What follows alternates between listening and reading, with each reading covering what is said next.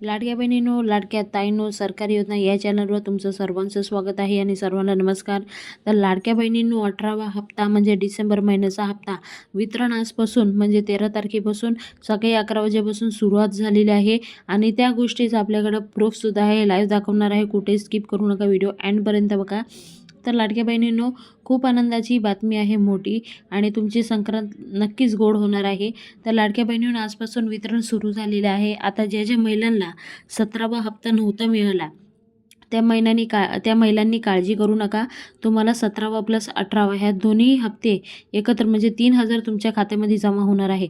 तर लाडक्या बहिणींनो, हे आहे प्रूफ. आजच म्हणजे 1,500 रुपये क्रेडिट झालेले आहे.